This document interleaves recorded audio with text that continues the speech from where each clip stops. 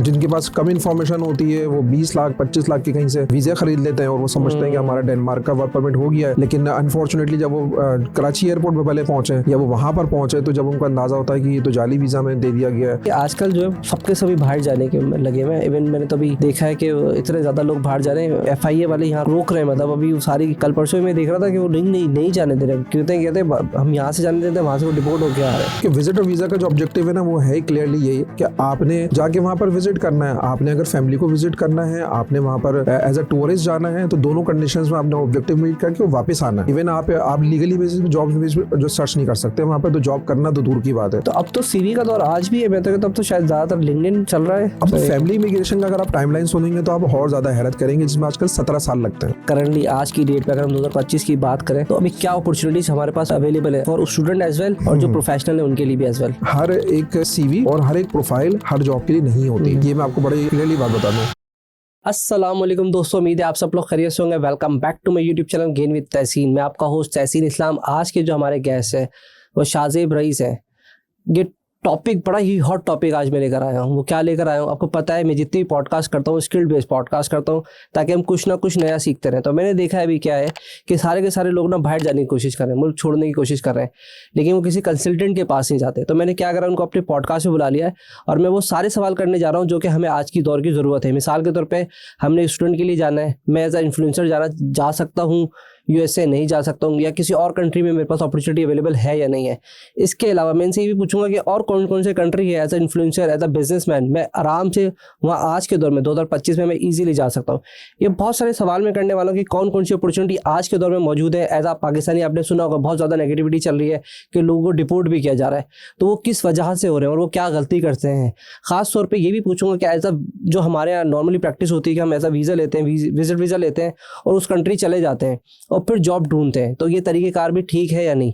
ये सारी बात आज मैं डिटेल में इनके साथ डिस्कस करने जा रहा हूँ। चले आइए मिलते हैं। अस्सलाम वालेकुम शाहजेब भाई, कैसे हैं? वालेकुम अस्सलाम। आप अल्हम्दुलिल्लाह बिल्कुल ठीक ठाक। बहुत बहुत शुक्रिया आपका आने का। अच्छा, जो आपसे सवाल था ना मेरा वो ये था कि मैंने देखा आजकल बहुत ज़्यादा ना कंसल्टिंग के बिजनेस बहुत ज़्यादा भी खुल गए क्योंकि पूरा पाकिस्तान बाहर जाने के मूड में लगा हुआ है। तो मैं सबसे पहले तो आपकी जर्नी जानना चाहता हूँ, and why did you select ये एरिया ही आपने क्यों सेलेक्ट करा? अच्छा सवाल है ये। बेसिकली जो मेरा ओवरऑल जर्नी स्टार्ट हुआ ना वो 2005 से स्टार्ट हुआ, और जब मैं काउंसलिंग की इंडस्ट्री के अंदर आया, एजुकेशन इंडस्ट्री में आया, तो पहले हमने इंटरमीडिएट और जो मैट्रिक क्लास बच्चे होते थे उनकी हमने काउंसलिंग स्टार्ट की। फिर जब मेरे पास प्रोफेशनल्स आने शुरू हो गए तो उनकी काउंसलिंग स्टार्ट की। तो 2013 में फिर मैंने जब ये सीखा कि काउंसलिंग एक पार्ट मेरा ऑलरेडी बन चुका है और ये तमाम चीज़ें मैंने लर्न कर ली हैं, इस एतबार से कि लोगों को सही मशवरा मैं करियर के हवाले से दे सकूं, क्योंकि हमारी ये फुकदान जो बेसिकली वो करियर को चूज़ करने का बहुत ज़्यादा है। अब तो बहुत ज़्यादा हम लोग 2 से 3 हज़ार 4 हज़ार रुपये किसी और को ज़रूर दे देते हैं, कोई फ्रूट ख़रीदने में, बाकी चीज़ों में छोटे मोटे डेली बेसिस के, लेकिन जो काउंसलिंग के लिए जो मशवरा रिक्वायर्ड होता है, जो मतलब जिसकी बेसिस पे आपका पूरा करियर स्टे कर रहा है, आप बेसिकली वो सही कंसल्टेंट के पास नहीं जा रहे होते। तो जब उस एतबार से 2014 में फिर हमने इमिग्रेशन कंसल्टेंसी और स्टूडेंट वीज़ा काउंसलिंग जब हमने स्टार्ट की, तो फिर इस तरीके से मैं इस जर्नी को मैंने स्टार्ट किया spark visa consulting private limited में। मेरा यही आपका सवाल था, शायद आपने इसमें थोड़ा सा टच दिया है कि कंसल्टिंग बिजनेस तो हमारे यहाँ होता है मशवरा, और उसके हमारे यहाँ कोई पैसे नहीं होते हैं और हर कोई मशवरा दे रहा होता है, चाहे उसको पता हो या ना हो, लेकिन मशवरा तो वो लाजमी देगा आपको। बिल्कुल। मैंने एक वाक्य भी सुना था कि बस अगर कोई चीज़ आपको पाकिस्तान में मालूम करनी ना, तो सबसे ज़्यादा जो कैरियर है ना यहाँ पे, वो कैरियर काउंसलिंग वाले बहुत मिल जाएंगे जिसने वो ज़िंदगी में अपनी जर्नी नहीं है लेकिन वो बताएगा ज़रूर। इवन कि वो सियासतदान को भी पूरा सिखा रहे होते हैं बैठे हुए, वो खुद गडर के ढक्कन पे होते हैं लेकिन वो सिखा सबको रहे होते हैं। तो इसमें मेरा ये सवाल पॉइंट ये था कि लोग पैसे तो नहीं देते होंगे ना उसके अंदर आपको, क्या?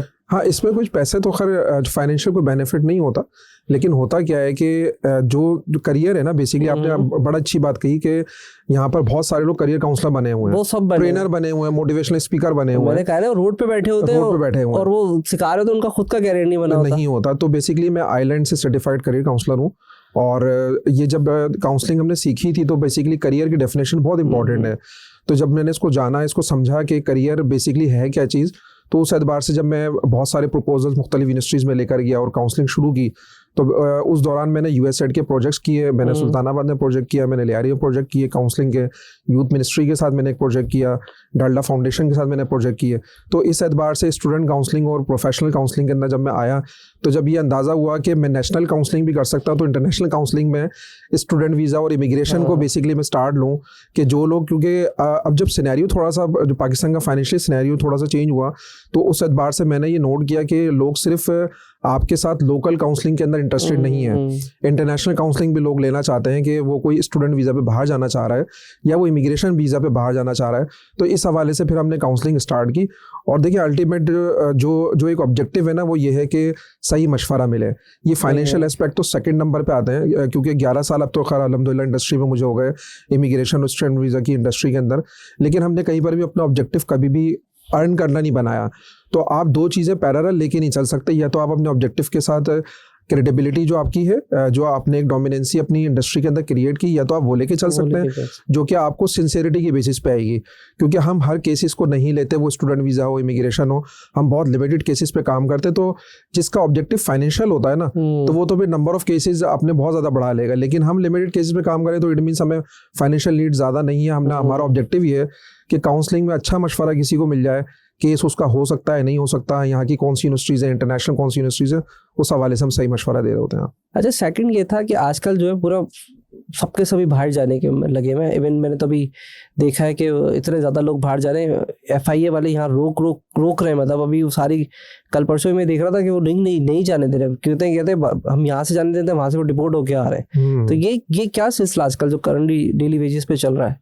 असल में देखें, रोज़ाना एयरपोर्ट्स की रिपोर्ट आ रही है। उसकी वजह ये है कि अभी 15 लोगों को उन्होंने ऑफलोड जो किया है, वो किस वजह से किया है? ये कहाँ से ऑफलोड हुए हैं सारे? ये कराची से हुए हैं। अभी जो 2 दिन पहले जो ऑफलोड हुए हैं वो सारे कराची के हैं। अच्छा, ठीक है। लेकिन उसके अलावा भी जो ऑफलोड हो रहे हैं वो मुल्तान से भी हुए, लाहौर से भी वो लोग हुए हैं, वो जो उम्रे के लिए जा रहे थे, जो सऊदीया जो जाना चाह रहे थे या मिडिल ईस्ट की तरफ जाना चाह रहे थे, वो बेसिकली ऑफलोड हुए थे। लेकिन जो कराची से हुए हैं, वो जो 15 लोगों की जिनकी मैं आपको बात बता रहा हूँ, वो सारे वर्क परमिट के लोग थे, जिनके पास रशिया के वर्क परमिट थे, मिडिल ईस्ट के वर्क परमिट थे, कोरिया के वर्क परमिट थे, पोलैंड और डेनमार्क के थे। उनको उन्होंने ऑफलोड किया। अच्छा, कुछ दोनों तरह की चीज़ें हैं। एक तो जो फर्स्ट जो थिंग है वो ये भी है कि जो अभी नॉर्मली हमारे यहाँ कश्ती उलटने के जो वाक़यात होते रहते हैं, तो उस एतबार से पिछले 15 दिन से जो हुकूमत ने बेसिकली जो एम्फेसाइज किया हुआ है, जो फोकस किया हुआ बेसिकली, अभी उन्होंने जो DG है उसको भी चेंज किया है, जो FIA का DG है उन्होंने उनको भी चेंज किया। इसी वजह से किया है कि उनको इन्वेस्टिगेशन सफिशिएंट नज़र नहीं आ रही हैं। तो ये इसका सारा इम्पैक्ट उन लोगों के ऊपर आ रहा है जो बेसिकली एयरपोर्ट के थ्रू और जेन्युइन तरीके से जा रहे हैं। तो एक तो ये है कि मतलब फैक्ट तो है कि उन्होंने कहीं ना कहीं उसको जो डिफ़िकल्ट कर दिया है मामला को, और बड़ा वो डिटेल में जो स्क्रूटनी कर रहे हैं, असेसमेंट कर रहे हैं एयरपोर्ट्स पे। और दूसरी तरफ वो भी है कि जिन्होंने जाली वीज़ा ले लिए हैं, किसी कंसल्टेंट से जाली वीज़ाज उन्होंने ले लिए हैं और उसके थ्रू वो जाना चाहते हैं। अच्छा, लोग भी बेचारे जो है वो जिनके पास कम इन्फॉर्मेशन होती है, वो 20 लाख 25 लाख के कहीं से वीज़े ख़रीद लेते हैं और वो समझते हैं कि हमारा डेनमार्क का वर्क परमिट हो गया है। लेकिन अनफॉर्चुनेटली जब वो कराची एयरपोर्ट पे भले पहुँचे या वो वहाँ पर पहुँचे, तो जब उनको अंदाज़ा होता है कि ये तो जाली वीज़ा में दे दिया गया है और इस एतबार से तो शायद हम ट्रैप में आ गए। तो एजेंट्स का क्या होता है, एजेंट्स फिर जो एजेंट्स के ऊपर इतनी कार्रवाई नहीं होती, एजेंट्स पकड़ाई में नहीं आते यहाँ पर। लेकिन जो लोग हैं बेचारे, जो मासूम जिन्होंने पैसे दिए हुए होते हैं, किसी ने 15 लाख दिए हुए, किसी ने 25 लाख दिए हुए, राइट होता है। हाँ, तो जाना चाहता है बस खाली। तो रोजाना आप देखें FIA के पेज के ऊपर रोजाना किस तरह की पिक्चर्स वीडियोस डली हुई होती हैं जो एयरपोर्ट पे ऑफलोड हो रहे होते हैं। इसका तो दोनों साइड से नुकसान है। एक तो ये हमारे मुल्क में भी कर रहे हैं, एक तो बाहर वाले अलग कर रहे हैं, वो अलग ऑफलोड करते भी। मैं अभी रिसेंटली था, मलेशिया से आया था 3 महीने पहले, तो एक बच्चे को मलेशियन ने रिपोर्ट कर दिया। हालांकि मुझे नहीं लगा रहा था कि ऐसा कोई मसला है, या तो अपनी वो कहता है मैं अपने तो रिश्तेदार से मिलने रहा था, वहाँ काम करना था, उसके बाद थी सर्टिफिकेशंस, तो अगर वो करने जा रहा है तो क्या मतलब। लेकिन शायद उनको डर लगा कि स्लिप हो जाएगा, तो वो शायद उन्होंने एयरपोर्ट से वापस कर दिया। असल में उनको स्लिप होने का इसलिए डर होता है कि विजिटर वीज़ा में बेसिकली यही पॉइंट ऑफ व्यू है ना, कि विजिटर वीज़ा में हमारे यहाँ के लोगों का जो कॉन्सेप्ट होता है वो यही होता है कि हम जब विजिटर वीज़ा पे यहाँ से जाएंगे तो वहाँ जाके हम जॉब सर्च कर लेंगे। कुछ लोगों ने अपनी मेंटालिटी भी बनाई होती है और कंसल्टेंट्स ने भी लोगों को यही सुनहरे ख्वाब दिखाए होते हैं कि आप यहाँ से विजिटर वीज़ा ले लें और विजिटर वीज़ा पे जाके जॉब। आप जॉब्स ढूंढेंगे, जबकि मैं बहुत क्लियरली मुख्तलिफ जगहों पे बताया, बहुत फोरम्स पे, कि ये इस तरीके से नहीं काम करती जो विजिटर वीज़ा वाली चीज़ है। क्योंकि विजिटर वीज़ा का जो ऑब्जेक्टिव है ना, वो है क्लियरली यही कि आपने जाके वहाँ पर विजिट करना है, आपने अगर फैमिली को विजिट करना है, आपने वहाँ पर एज अ टूरिस्ट जाना है, तो दोनों कंडीशंस में आपने ऑब्जेक्टिव मीट करके वो वापस आना है। इवन आप लीगली बेसिस पे जॉब्स जो सर्च नहीं कर सकते वहाँ पर, तो जॉब करना तो दूर की बात है। लेकिन लोग ये समझते हैं विजिटर वीज़ा पे वहाँ पहुँचकर और जो है वहाँ पे जॉब ढूंढ लेंगे, जॉब कर लेंगे वहाँ पर। ये तो हमारी नॉर्मली प्रैक्टिस है। मुझे तो अक्सर लोगों ने कहा है कि दुबई जा रहा हूँ यार, विजिटर वीज़ा पे जा रहा हूँ, जॉब लग गई तो फिर देखूंगा। तो ये प्रैक्टिस का मतलब है बहुत ही ज़्यादा गलत है। ये प्रैक्टिस जो है वो मिडिल ईस्ट में जो चल जाती है, ये ओल्ड प्रैक्टिस है। आपने बिल्कुल सही बात की कि ये ओल्ड प्रैक्टिस है कि भाई ठीक है, सही है, मिडिल ईस्ट के अंदर जो है वो सऊदी, दुबई वगैरह में, क्योंकि मेरा काम CV राइटिंग का भी है, तो CV राइटिंग में भी लोग जो है जब जो CV जो बन रही होती हैं कि भाई दुबई के लिए CV आप बनाएं या इधर के लिए बनाएं, मुख्तलिफ जगहों के लिए, तो CVs लेके लोग जा रहे होते हैं वहाँ पर दुबई में और मुख्तलिफ जगहों पे मिडिल ईस्ट के अंदर कि हम विजिटर वीज़ा पे जाके जो है जॉब सर्च करेंगे। तो ये वाला जो इनका क्लू है ना, ये मतलब किसी हद तक तो चल जाता है मिडिल ईस्ट के अंदर, लेकिन जो फर्स्ट वर्ल्ड कंट्रीज़ हैं उसमें कहीं ना कहीं अगर आप उनके जो लूप में अगर आप आ गए तो आपके लिए मुश्किलात पैदा हो सकती हैं सवाल है। तो अब तो CV का दौर आज भी है, मैं तो कहता हूँ अब तो शायद ज़्यादातर लिंक्डइन चल रहा है, ऐसा नहीं है? अच्छा, CV जो है वो कन्वर्ट हो गई है बेसिकली लिंक्डइन की जो तरह ही। एक जो है एक ऑप्शन आता है उसके अंदर, वो कहलाता है ATS, applicant tracking system. Applicant tracking system just like SEO, जैसे हम वेबसाइट्स की SEO करते हैं, जैसे आपने अभी लिंक्डइन की एग्जाम्पल दी, बड़ी अच्छी एग्जाम्पल दी। तो लिंक्डइन बेसिकली एक इलेक्ट्रॉनिक CV है, बेसिकली आपका ज़ाहिर प्रोफाइल है, आपको एम्प्लॉयर सर्च कर रहे हैं वहाँ पर। तो यही चीज़ जो है CV पे भी है। अब बहुत सारी असल में ऑर्गेनाइजेशंस ऐसी हैं, वर्ल्ड वाइड भी हैं और विद इन द पाकिस्तान भी हैं, जिनके पास अभी ATS के सिस्टम्स लगाने का बजट नहीं है अवेलेबल। ये बेसिकली एक सेकंड ऑप्शन है कि अगर आप लिंक्डइन के थ्रू अप्रोच नहीं कर रहे एम्प्लॉयज़ को, तो आप उनको बोलें, आपने अक्सर देखा होगा कि भाई आपने अपनी वेबसाइट का लिंक दे दिया कि यहाँ जाके अपनी CV अपलोड कर दीजिए, तो वो अपलोड करके कहाँ जा रही है CV? उनके जो डाटा बैंक में आ रही है, डाटा बैंक में जा रही है, ईमेल चली जाती है। बिल्कुल, तो डाटा बैंक में जो आ रही है बेसिकली, तो उसके बैक एंड पर ATS सिस्टम लगा हुआ है, एप्लीकेंट ट्रैकिंग सिस्टम। तो वो फिल्टर आउट कर रहे हैं। लेट्स से अगर उनको डिजिटल मार्केटिंग के किसी पर्सनल की ज़रूरत है, तो उन्होंने डिजिटल मार्केटिंग के 8 से 10 कीवर्ड्स बैक एंड पे लगा दिए कि अगर जिसकी CV में ये कीवर्ड्स मौजूद होंगे तो खुद ही फिल्टर आउट कर दे। अब हम भी एम्प्लॉयर हैं, अगर हम जो स्क्रूटनी कोई कर रहे होते हैं तो हमारे पास 600 CVs आ जाती हैं, लेकिन अब 600 CVs में हमें कोई 200 लोग या 100 लोगों को इंटरव्यू के लिए कॉल करनी है। अब पता ही चला कि कोई ऐसे भी साहब हैं जो NID के इंजीनियर हैं और उनका ताल्लुक IT से है भी नहीं, या डिजिटल मार्केटिंग से कोई है भी नहीं उनका ताल्लुक, तो हमारा टाइम इन्वेस्ट होगा उनकी CV को रिव्यू करने में। तो फोर्ब्स का भी एक बड़ा ज़बरदस्त एक जो क्लॉज है कि एम्प्लॉयर के पास 6 सेकेंड्स होते हैं उसकी जजमेंट करने के। 6 सेकंड्स के बाद वो डिस्पोज कर देते हैं CV को, वो डिसीजन लेते हैं कि इधर उसको डस्टबिन में डालना है या उसको सिलेक्शन की तरफ लेके जाना है आगे, जो नेक्स्ट स्टेप में जो इंटरव्यू का कॉल आता है। तो इस एतबार से जो ज़ाहिर है, जब CVs जो लोग जो बना रहे होते हैं, तो इन बातों का भी ख्याल रखना चाहिए। और अब तो खैर आपने बड़ा अच्छी बात कही, तो वो अब तो लिंक्डइन के लोग जो थ्रू अप्लाई करते हैं, लिंक्डइन में जितनी अच्छी आपकी ऑप्टिमाइजेशन होगी, जितने बेहतर अंदाज में आपने कीवर्ड प्लेस अप और तमाम डिटेल्स अपनी मेंशन की हुई होंगी, अब तो लिंक्डइन पे ऑप्शन आता है, आपने लिंक्डइन पे ऐड लगाया, वहीं से आपने अप्लाई कर दिया, आपका प्रोफाइल उसके पास पहुंच गया एम्प्लॉयर के पास, और वहाँ से जो है उन्होंने आपका अप्लाई पे मैनुअली करना पड़ेगा, अप्लाई मैनुअली करना होगा। बल्कि अब तो लिंक्डइन पे जो एडवर्टीजमेंट लगते हैं उसमें लास्ट में ऑप्शन आता है कि क्विक अप्लाई का। तो क्विक अप्लाई का मतलब ही यही है कि आपको वहाँ पे CV अटैच नहीं करनी है अपनी, आप सिर्फ जाके वहाँ पर क्विक अप्लाई पे क्लिक करेंगे तो उसके बाद आपका लिंक्डइन खुद ही शेयर हो जाएगा वहाँ पर।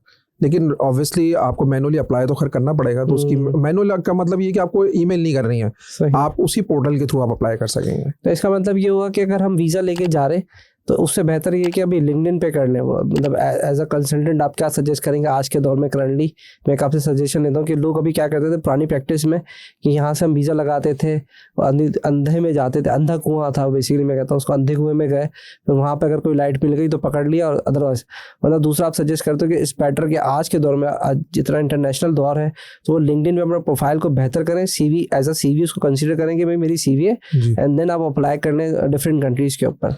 हाँ, मैं बिल्कुल 2 सजेशन जरूर दूंगा इसमें। पहली तो सजेशन लिंक्डइन के हवाले से है कि लिंक्डइन पे कंपनी सर्च करें और लिंक्डइन पे ही अप्लाई करें।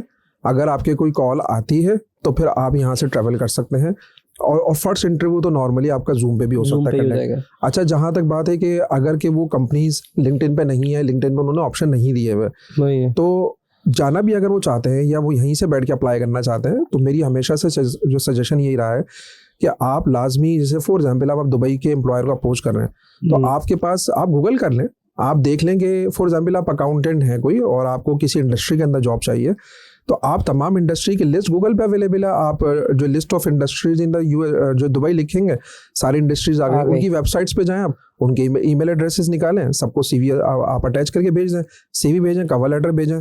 लेकिन वहाँ की वेबसाइट पे भी आप विजिट कर सकते हैं कि उनकी जो वेबसाइट्स हैं, अगर उस पर कोई अकाउंटेंट की जॉब पब्लिश हुई है तो क्योंकि देखें, हर एक सीवी और हर एक प्रोफाइल हर जॉब के लिए नहीं होती है। ये मैं आपको बड़ी जो क्लियरली बात बता दूं। हमारे यहाँ नॉर्मली लोग क्या मिस्टेक करते हैं, वो मिस्टेक यही करते हैं कि उन्होंने एक दफ़ा किसी अच्छे राइटर से सीवी बनवा लिया उन्होंने, या वो उन्होंने एक दफ़ा खुद समझे कि मैंने किसी जो सीवी बिल्डर पे की वेबसाइट पे जाके सीवी बना के डाउनलोड कर लिया और वो तमाम जगहों पे चल जाएगा। जैसे वाटर बॉटल का जो कैप होता है वो हर बॉटल में फिक्स नहीं हो सकता, इस तरीके से आपका सीवी भी हर जगह फिक्स नहीं हो सकता।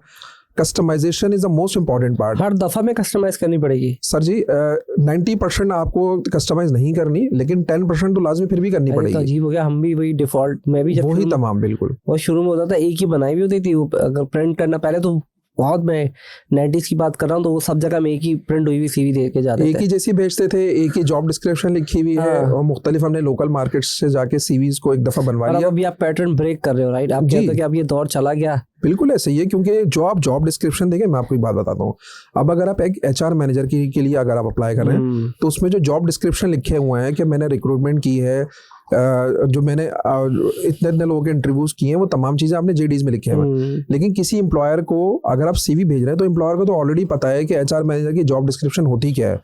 वो इंटरेस्टेड किस चीज में होगा? वो इंटरेस्टेड होगा आपके फैक्चुअल इन्फॉर्मेशन में, स्टैटिस्टिकल इन्फॉर्मेशन में, कि अगर आप ये कह रहे हैं कि मैंने हायरिंग की है और मैं 10 साल से हायरिंग कर रहा हूँ, तो आपसे पूछेंगे कि कितने एम्प्लॉयज की अभी तक आपने हायरिंग की है, किन किन इंडस्ट्री के लोगों की आपने अभी तक हायरिंग की है, और कितने आपने पेरोल्स को मैनेज किया है अभी तक, कितने लोगों की सैलरीज आपने अभी तक बनाई है। तो जितने फैक्ट्स एंड फिगर क्लियरली आपकी सीवी पे, लिंक्डइन पे लिखे होंगे, तो फैक्चुअल इन्फॉर्मेशन जॉब डिस्क्रिप्शन में होना चाहिए, समरी स्टेटमेंट अच्छा बना हुआ होना चाहिए। और अनफॉर्चुनेटली हमारे यहाँ जो सबसे ज़्यादा जो मिस्टेक जो बच्चे करते हैं स्पेशली, वो ईमेल एड्रेसेस बड़े अनप्रोफेशनल होते हैं। मैं हमेशा से, क्योंकि वो टॉप ऑफ द लाइन आपकी सीवी पे या आपकी लिंक्डइन पे लिखे हुए हैं, तो ईमेल एड्रेसेस जो है वो बिल्कुल आपके जेन्युइनली आपके नाम के साथ और प्रोफेशनल ईमेल एड्रेसेस हों, तो उससे आपका एक अच्छा इंप्रेशन आएगा। और इसके अलावा ईमेल एड्रेस और आपके सेल नंबर के अलावा कोई चीज़, ना उसको शनाख्ती कार्ड की ज़रूरत है, ना नेशनैलिटी की ज़रूरत है, ना आपके एड्रेस की ज़रूरत है। आप सिर्फ सिटी ज़रूर मेंशन कर दें कि कराची पाकिस्तान से मैं ताल्लुक़ रखता हूँ, और लोकेशन आप ना लिखें उसके अंदर अपनी। या अक्सर लोग जो है वो पिक्चर का पूछ रहे होते हैं हमसे, बड़ी डिबेट है पिक्चर के ऊपर कि पिक्चर सीवी पे लगानी चाहिए नहीं लगानी चाहिए, तो बोथ आर एक्सेप्टेबल। अगर आपका प्रोफेशनल अटायर में कोई अच्छी पिक्चर है तो आप उसे प्लेसअप कर सकते हैं, ज़बरदस्ती की पिक्चर उसके ऊपर ना लगाएं अपनी। उस पर एजुकेशन को आपने लास्ट में रखना है, एक्सपीरियंस को आपने फर्स्ट वन पे रखना है, क्योंकि एम्प्लॉयर कोई भी होता है उसके लिए इंपॉर्टेंट चीज़ होता है कि प्रोफेशनल एक्सपीरियंस आपने क्या लिया हुआ है। एजुकेशन इज समथिंग डिफरेंट, वो सेकंड नंबर पे आती है। अच्छा, इसमें अपने एक और भी बात कही थी ना कि 6 सेकंड के अंदर वो डिसीजन ले लेता है, तो मुझे ना वो रील का एक बात याद आ गई कि वो 2 से 3 सेकंड या 4 सेकंड में फैसला कर लेता है कि उसको रील देखनी नहीं देखनी। तो वहाँ से भी एसोसिएट कर सकते हैं कि ज़िंदगी बहुत फास्ट हो गई है, बेशक कि वो आपकी पूरी नहीं पड़ेगा। तो अपने उसकी हेडिंग, टाइटल, डिस्क्रिप्शन को ऐसा रखना है कि जब वो क्लिक करे, तो वो हम ऐड भी चलाते हैं ना डिजिटल मार्केटिंग में भी, कि भाई वो सिर्फ वो 3 सेकंड का 5 सेकंड का इंप्रेशन देगा, अगर उसको आ गया तो क्लिक करके आपकी वेबसाइट पर आएगा। तो मेरे पास अट्रैक्टिव आपके एडवर्टाइजमेंट शो हो रही होगी, किसी की नज़र से अच्छी गुजर रही होगी, तो वो उसका CPR रेट उतना ही अच्छा बेहतर होगा कि वो लाजमी कोई ना कोई उसके ऊपर क्लिक करेगा। आपने बिल्कुल सही एग्जांपल दी डिजिटल मार्केटिंग की, सेम लाइक CV भी है। अब उसके पास एम्प्लॉयर के पास 6 सेकंड है उसकी जजमेंट में।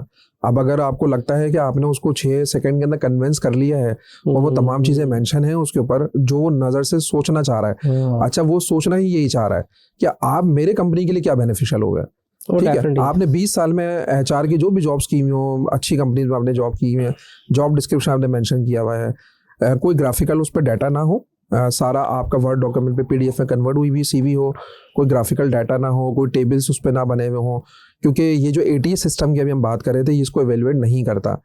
और लास्ट थिंग में मैं ज़रूर एक बात बताऊंगा कि लोगों को अक्सर अभी ये भी नहीं पता कि सीवी क्या है और रिज्यूमे क्या चीज़ है, ठीक है? ठीक है। सीवी और resume both are different things. और अब अगर हम कहीं पर भी लोग बात मतलब करो सीवी और रिज्यूमे अलग है। कवर लेटर तो हमने पढ़ा, कवर लेटर करते हैं ईमेल पे और फिर हम सीवी भेजते हैं, लेकिन आप कह रहे रिज्यूमे एक डिफरेंट चीज़ होती है। Resume and CV something different, both are जो डिफरेंट थिंग्स। अब जो रिज्यूमे है, हम लोग जो नॉर्मली किसी भी जॉब्स के लिए अगर हम अप्लाई करते हैं, हमें रिज्यूमे सबमिट करना है। रिज्यूमे की जो डेफिनेशन है बेसिकली वो क्या है कि आपकी सिंपल डिस्क्रिप्शन जो कि 2 पेजेस पे फिक्स इन हो जाए। ठीक है। जो मेरा हमेशा से मशवरा रहता है वो ये रहता है कि आपका भले 18 से 20 साल 25 साल का भी भले एक्सपीरियंस है ना, ये आपके अंदर कमांड होनी चाहिए कि आप अपने सीवी को या रिज्यूमे को किस तरीके से 2 पेजेस पे कंसाइज करते हैं। सीवी हमेशा सबमिट होता है जो रिसर्चर्स होते हैं उन लोगों के लिए, क्योंकि वो 2 पेजेस से एक्सेस हो सकता है, वो 15 पेजेस का भी हो सकता है, वो 20 पेजेस का भी हो सकता है सीवी। लेकिन जो रिज्यूमे होगा किसी भी अच्छी जॉब्स के लिए आप अप्लाई करते हैं, अच्छी जॉब से मतलब मेरा हमेशा से ये है कि जो हमेशा सोचता है हमारा तो 20 साल का एक्सपीरियंस है और हमने तो 6 एम्प्लॉयर्स को जो स्विच किया है, तो हम लोग 2 पेजेस पे अपना कैसे बना लें। तो जब भी आपको रिज्यूमे ही बनाना है, आपने बजाय फिर 6 job description bullet points add करने के, आपने 3 बुलेट पॉइंट्स ऐड कर लें जो कि मोस्ट फोकस्ड हो, मोस्ट जो क्वांटिटेटिव जो मतलब जिसका डाटा अवेलेबल हो, आप वो उसके ऊपर मेंशन कर दें। तो जितनी कंसाइज होगी वो 2 पेजेस पे होगी। कीवर्ड्स हैं उसके, एडजेक्टिव्स हैं, एडवर्ब्स हैं, ये तमाम चीज़ें आपने अच्छी इस्तेमाल अगर की हुई हैं तो वो आपकी इंशाल्लाह सिलेक्शन भी होगी। जो लोग बेचारे बच्चे या प्रोफेशनल्स हमसे ये कह रहे होते हैं, हमने बड़ा कॉमनली सुना होगा कि भाई हमने तो 20 जॉब्स अप्लाई कर दिया, सीवीज बहुत सारी जगह भेजा हुआ है, कहीं से रिप्लाई नहीं आ रहा। तो रिप्लाई इसीलिए ही नहीं आ रहा कि आपने कहीं ना कहीं उसमें मिस्टेक्स की हुई है, आपने उसको टेलरिंग नहीं की हुई, सीवी की कस्टमाइज नहीं की हुई उसके नीड्स के हिसाब से। आप जब उसका एडवर्टीजमेंट प्लेसअप हुआ था, आप पढ़ें कि उसकी नीड क्या है, उसने जॉब स्पेसिफिकेशन क्या दी अपने, और जॉब डिस्क्रिप्शन किसी और के लिए नहीं दी, आपके लिए दी हुई उन्होंने। तो वही कीवर्ड्स आपने सीवी में मेंशन करें ताकि आपके हाईएस्ट चांसेस हो कि सीवी आपके पिकअप हो जाए। अच्छा, नॉर्मली जो हमारा अभी जो आपसे पूरा आइडिया करके डिस्कस हुआ, तो ये तो एक हमारी नॉर्मल प्रैक्टिस थी कि हम उठाते थे वही, और इवन सीवी या रिज्यूमे का तो डिफरेंशिएट आपने बताया कि भाई सिर्फ आप 2 पेज में उसको कोशिश करें, उससे ज़्यादा ना जाए, इसको रिज्यूमे कहना है, सीवी आप भले 15 पेज के कहना है, अनटिल अनलेस के वो डिमांड ना करें। इस पे अगर हम कंपेयर करते हैं लिंक्डइन, क्योंकि अभी तो मेरे ख्याल है हमारा लिंक्डइन टॉपिक नहीं था, लेकिन मेरा टॉपिक जाता जा रहा है सवाल, तो उसको फिर कैसे मैनेज करेंगे? उस पर तो हम एक डिफ़ॉल्ट लगा के छोड़ देते हैं। फिर what do you exactly suggest कि अगर एक स्टूडेंट भी है या फिर एज अ प्रोफेशनल भी है, जॉब के लिए अप्लाई कर रहा है, तो उस पर भी तो आपके कोई पॉइंट्स होंगे ना कि इसको यहाँ मैनेज करना है, मतलब लिंक्डइन के पॉइंट्स की बात कर रहा हूँ। वहाँ पर हमारे पास पेजेस जो कंसाइज हो रहे थे कि 2 पेजेस पे रखना, 15 पेजेस पे। लिंक्डइन तो ज़ाहिर है हमारे पास एक डिजिटल मीडिया में है, ठीक है ना, तो उसमें तो ये सारी चीज़ें नहीं हो सकती। लेकिन उसमें सबसे जो top of the line suggestion है ना, वो स्किल्स हैं कि आप क्योंकि उसमें 50 स्किल्स ऐड करने का स्पेस होता है। तो आपकी अब कोई करियर काउंसलर है तो करियर काउंसलिंग से रिलेटेड आप गूगल कर लें, आप चैट जीपीटी से पूछ लें कि भाई करियर काउंसलर मैं हूँ, मुझे कोई 50 टॉप स्किल्स बताइए जो एम्प्लॉयर सर्च कर रहे होते हैं। आप वो उठा के अपनी जो आपके लिंक्डइन प्रोफाइल उसको पेस्ट कर दें, प्रोफेशनल पिक्चर उसके अंदर आप लगाएं। तो ये जो डिस्क्रिमिनेशन आप सीवी और रिज्यूमे की पूछ रहे थे, ये लिंक्डइन पे आपने बिल्कुल सही कहा, वो इस तरीके से नहीं पॉसिबल इसमें, क्योंकि एक ही तरह का है वो जो लिंक्डइन, उस पर कोई डिफरेंस नहीं होगा कि ये रिसर्चर्स के लिए है और ये स्टूडेंट्स के लिए या प्रोफेशनल्स के लिए है। तमाम लोगों को एक ही जैसा बनाना है, अपनी अच्छी प्रोफेशनल पिक्चर लगानी अच्छे बैकग्राउंड के साथ। इसके अलावा ज़ाहिर है आपने अच्छा प्रोफेशनल समरी उसमें लिखना है, आपने जो 50 उसके अंदर वो जो स्किल्स है आपने ऐड करना है, जो आपकी एजुकेशन एक्सपीरियंसेस हैं, आपकी ऑर्गेनाइजेशन है, आपके अचीवमेंट्स हैं, आपके जो अवार्ड्स रिकग्निशंस हैं, सर्टिफिकेशन है, वो तमाम चीज़ें उसके अंदर आ गई। परफेक्ट हो गया। अच्छा, अगर हम बात करते हैं, अभी हम पाकिस्तान के पास अपॉर्चुनिटी सब बाहर जा रहे हैं, तो अब एज एन एक तो हमें आइडिया समझ में आ गया कि हमने वीज़ा लेके नहीं जाना, मतलब सिर्फ वीज़ा लेके अंधे कुएं में नहीं जाना। तो व्हाट एग्जैक्टली एज एन आपका एक्सपीरियंस है? माशाल्लाह आपने, मैंने देखा आपका प्रोफाइल में भी, आपने यूएसए का भी इमिग्रेशन, कनाडा इमिग्रेशन देखा, ऑस्ट्रेलिया देखा है, एंड देन उस स्टूडेंट को भी आप हेल्प आउट कर रहे हो कि भाई ये आपकी यूनिवर्सिटी बेहतर होगी। तो व्हाट एग्जैक्टली करंटली आज की डेट पे अगर हम 2025 की बात करें तो अभी क्या अपॉर्चुनिटीज़ हमारे पास अवेलेबल है फॉर स्टूडेंट एज वेल और जो प्रोफेशनल है उनके लिए भी एज वेल? अच्छा, पहले प्रोफेशनल्स की अगर हम बात करते हैं ना, तो अपॉर्चुनिटीज़ के अंदर अपॉर्चुनिटीज इस टाइम पर ऑस्ट्रेलिया, कनाडा, यूएसए और जर्मनी अपॉर्चुनिटी कार्ड की 4 ऑप्शंस अवेलेबल हैं आजकल जाने के लिए बाहर। लेकिन अनफॉर्चुनेटली जो पाकिस्तान की इकोनॉमिकल कंडीशन है, हमारे पास जितने भी प्रोफेशनल्स आते हैं उसमें 90% प्रोफेशनल्स वो होते हैं जिनको इवन ये तक आइडिया नहीं होता कि हमें किस कंट्री जाना है, वो इतना फ्रस्ट्रेटेड आजकल हुए हैं कि वो हमारे पास आते हैं, वो सिर्फ ये कहते हैं कि हमें किसी तरीके से बाहर भेज दें, कोई भी ऑप्शंस आपके पास अवेलेबल हो। तो अब ये सारी जिम्मेदारी जो ऑर्गेनाइजेशन के ऊपर आ जाती है कि वो ऑर्गेनाइजेशन प्रॉपरली अंदाज में जजमेंट करें, क्योंकि आपको सही गाइडलाइन देनी है, ठीक है, आपका ऑब्जेक्टिव भी वही है, सही गाइडलाइन देना। तो 4 ऑप्शंस जो ये यूजुअली अवेलेबल हैं और आजकल 2025 में बड़े फोकस कंट्रीज हैं ये। ऑस्ट्रेलिया की इमिग्रेशन है जो कि स्किल्ड इमिग्रेशन है, सब क्लास 189, 190, 491 इमिग्रेशन होती है। इसमें 16 ईयर एजुकेशन और 1 year full time working experience की इसमें रिक्वायरमेंट है। और ये तो जो भी जा रहे 16 ईयर एजुकेशन, इसका 1 ईयर एक्सपीरियंस है, तो वो इस ऑप्शन को अवेल कर सकते हैं। इसमें मजीद और बहुत सारी रिक्वायरमेंट्स है। अब आइल्स की रिक्वायरमेंट आ जाती है इसमें, और आपको नॉमिनेशन वहाँ से एक लेनी होती है, फिर आप वीज़ा अप्लाई करते हैं। तो इस पूरे प्रोसेस में तकरीबन 1.5 साल 2 साल लग जाते हैं इस पूरे प्रोसेस में। लेकिन ऑस्ट्रेलिया हमेशा एक शॉर्ट ऑक्यूपेशन लिस्ट के बेसिस पे चलता है। ऑस्ट्रेलिया ने तकरीबन कोई 500+ कैटेगरीज अपनी कैटेगरी लिस्ट पब्लिश की हुई होती है कि मुझे इन कैटेगरीज में डिमांड्स हैं। उसमें डॉक्टर्स, इंजीनियर्स, नर्सेज, आपके जो ब्लू कॉलर के जितने लोग हैं, वो प्लम्बर हो गए, वो और बाकी ऑक्यूपेशंस, शेफ्स हैं, ये तमाम लोग इसमें आ जाते हैं। तो इसी तरह के लोग हमारे पास अगर आते हैं तो हम उनको ऑस्ट्रेलिया के लिए सजेशन देते हैं और ये तमाम ऑप्शन चल रहे होते हैं। सेकंड जो ऑप्शन है वो कैनेडियन इमिग्रेशन पे। बड़ी इंटरेस्टिंग चीज़ बताऊं कि लोगों का पॉइंट ऑफ व्यू ये कि कनाडा में आप हर एक के बहुत सारे जो रिलेटिव्स उधर नजर आएंगे, क्योंकि कनाडा एक ओल्डेस्ट इमिग्रेंट हब है बेसिकली, और बहुत पुराना ज़ाहिर है ये लोग काम करने वाले लोग हैं। लेकिन अब ये टाइम बाय टाइम स्कैटर होता चला गया। लास्ट 1 से 2 साल से कनाडा की जो स्पेशलिटी चल रही थी वो सिर्फ हेल्थ प्रोफेशनल्स पे चल रही थी। वो सिर्फ हेल्थ प्रोफेशनल, इसमें साइकोलॉजिस्ट, साइकेट्रिस्ट, या आपके फार्मासिस्ट हो गए, डॉक्टर्स हो गए, इसी तरह के नर्सेज, इस तरह के ऑक्यूपेशन को फोकस कर रहा था। लेकिन 2025 के जनवरी की अपडेट ये है कि कनाडा ने मज़ीद स्कैटर कर दिया अपनी इमिग्रेशन को, और अब मैं बड़ा क्लियरली बताऊंगा कि नियर टू इम्पॉसिबल हो गया है कैनेडियन इमिग्रेशन। तो कनाडा को हमेशा मैं जो पिछले 1 साल से जो 4th प्रायोरिटी पे मैं हमेशा कंसिडर करवाता हूँ, जो हमसे सजेशंस ले रहे होते हैं। और इसके अलावा जो इस टाइम पर है वो EB2 NIW है। यूएसए की इमिग्रेशन का वो वाहिद प्रोग्राम है कि जिसमें आइल्स की या कोई भी इंग्लिश प्रोफिशिएंसी की ज़रूरत नहीं है। उसमें normally 16 year education, 5 year experience की रिक्वायरमेंट है, और उसके बाद लोग उसको एवेलुएट कर रहे होते हैं। लेकिन वो पिटिशन बेस्ड इमिग्रेशन प्रोग्राम है, और पिटिशन में बहुत बड़ी जिम्मेदारी है, क्योंकि EB2 is something different and NIW is something different. बहुत मिस इंटरप्रिटेशन हो रहा है, ये मैं बड़ा आपको क्लियरली बताऊं। बहुत सारे कंसल्टेंट्स पाकिस्तान में हैं जो EB2 और NIW को मिस इंटरप्रेट करके केसेस टेकअप कर लेते हैं, और लोग भी जो गूगल के ऊपर सर्च करते हैं, वीडियोस देखते हैं या लिटरेचर्स पढ़ते हैं, उनको वो इन्फॉर्मेशन नज़र नहीं आती। तो यूएसए ने उन तमाम लोगों के लिए 15 जनवरी को एक लिटरेचर रिव्यू अपना पूरा पब्लिश किया है पॉलिसी मैनुअल के नाम से, और बड़ा डिटेल में उन्होंने तमाम पॉलिसीज अपनी डिफाइन की कि हम आपका केस किस तरीके से एवेलुएट करेंगे, क्योंकि जेन्युइन प्रोफाइल्स नहीं आ रही थी उनके पास। तो इसीलिए उसका जो परसेंटेज था, अप्रूवल रेशो, वो डाउन हो गया था, और नंबर ऑफ एप्लीकेशंस बहुत जमा हो गई। तो उसका जो ओवरटर्न रेशो था, जो टर्न अराउंड रेशो था, वो बहुत ज़्यादा बढ़ गया था। एप्लीकेशंस बहुत बढ़ गई थी उनकी, ठीक है। तो इस वजह से उन्होंने वो प्रोग्राम में अभी बहुत सिंपलिसिटी लेकर आए जनवरी 2025 में। तो ये अपडेट्स हैं इसकी। बाकी एक लास्ट जो प्रोग्राम है वो है जर्मनी अपॉर्चुनिटी कार्ड। ये बड़ा प्रोमिनेंट प्रोग्राम है। ये जून 2024 में लॉन्च किया जो जर्मनी ने। वहाँ पर 1 मिलियन से ज़्यादा लोगों की ज़रूरत है। 3 स्पेशलिटीज़ हैं इसमें। पहली स्पेशलिटी इंजीनियर्स, दूसरे हैं इसके अंदर IT के लोग, और तीसरे हेल्थ प्रोफेशनल्स। इसके अलावा भी और बहुत सारे लोग ही हैं, लेकिन 3 इनके top of the line professionals की इनको डिमांड्स अवेलेबल हैं वहाँ पर, और कोई 1 मिलियन से ज़्यादा उसमें जॉब्स अवेलेबल हैं। इन्होंने अपनी प्रॉपर एक वेबसाइट मेंटेन की, और इसमें 3 रिक्वायरमेंट्स उन्होंने रखी कि जिसका जो 6 बैंड से आइल्स का स्कोर है, 14 ईयर्स एजुकेशन है, और ब्लॉक अकाउंट की इसमें रिक्वायरमेंट है।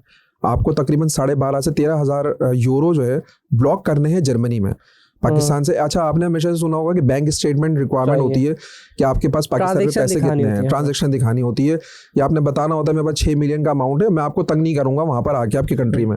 लेकिन जर्मनी स्टूडेंट वीज़ा हो या वो अपॉर्चुनिटी कार्ड हो, जर्मनी ये कहता है कि आप ये अमाउंट यहाँ से भेज दें, और फिर उसके बाद जो है वो हमारे पास ब्लॉक करा दें। आप हमारे पास ब्लॉक करवा दें। अगर वो सारी रिक्वायरमेंट मीट हो जाती हैं, 6 पॉइंट्स पूरे हो रहे हैं, जो है ये कंटिन्यूसली इसमें वीज़ाज दे रहा है, वो बड़ा क्विक टाइम में वीज़ा है। तो इमिग्रेशन के बाद जो हमने पहले जो 3 ऑप्शन डिस्कस किए ना, वो तकरीबन 1.5 साल, 2 साल, 4 साल पे ऑप्शंस हैं। लेकिन अपॉर्चुनिटी कार्ड जो है वो 1.5 महीना, 2 महीने, 3 महीने में ये पूरा प्रोसेस कंप्लीट हो रहा है और लोग यहाँ से मूव हो रहे हैं। सही। सबसे ज़्यादा फोकस थोड़ा सा डिस्कस करूँगा मैं यूएस के ऊपर, वो बहुत मुझे आसान भी लगता है। और immigration as a family immigration में पूरा फैमिली के साथ कर दे तो उनके थोड़े से और क्राइटेरिया को डिस्कस करेंगे। मतलब मर्द की एज कितनी होनी, क्योंकि शादियाँ तो लेट ही होती है हमारे, तो वो 40 के आसपास होते हैं, तो मैंने देखा उसका ग्राफ नीचे आ जाता है। तो फिर उसके बाद 1-2 बच्चे हैं और फिर उनके डिफरेंट क्राइटेरियाज हैं, तो थोड़ा सा उसमें कौन लोग आराम से इमिग्रेशन के लिए अप्लाई कर सकते हैं। अच्छा, यूएसए की इमिग्रेशन जो है ना समथिंग डिफरेंट जो with the comparison with the Australian Canada. मैंने शायद कंपेयर किया कनाडा के साथ, क्योंकि कनाडा में होता है कि एज इतनी होनी चाहिए जानने वाला, मैंने उससे कंपैरिजन किया है, मुझे बिल्कुल ऐसी है। उसमें बेसिकली पॉइंट बेस्ड सिस्टम है, और जैसे आपने कनाडा की बात की, तो अगर हम इसी की एग्जांपल को एक्सटेंड करते हैं, ये यूएस में भी पॉइंट्स हैं या नहीं? यूएसए में नहीं है। हाँ भाई, क्योंकि 67 पॉइंट्स कनाडा में रिक्वायर्ड है और 47 के बाद आप डिस्क्वालीफाई हो जाते हैं। और आपने बड़ी अच्छी बात की कि वहाँ पर 35 के बाद, कनाडा की भी हम बात करते हैं, कनाडा में 35 के बाद एक पॉइंट कम होना शुरू हो जाता है, 47.0 हो जाते हैं और आप इनएलिजिबल हो गए। तो ये तो एक फैक्टर है। फिर स्पाउस के आइल्स का स्कोर है, एजुकेशन के स्कोर्स हैं, आपके एक्सपीरियंस के स्कोर्स हैं। अनलाइक यूएसए में ये तमाम रिक्वायरमेंट्स नहीं है। यूएसए में ना तो एज लिमिटेशन है, ना आपको कोई इंग्लिश प्रोफिशिएंसी एग्जाम देना है, इवन ना तो कोई आपको बैंक स्टेटमेंट की रिक्वायरमेंट है। यहाँ पर बड़ा सिंपल क्राइटेरिया है कि आपके पास बैचलर्स एजुकेशन है, आपके पास इक्विवेलेंसी है बैचलर्स दोनों भी दोनों के पास होनी चाहिए। नहीं, सिर्फ मेन एप्लीकेंट के पास।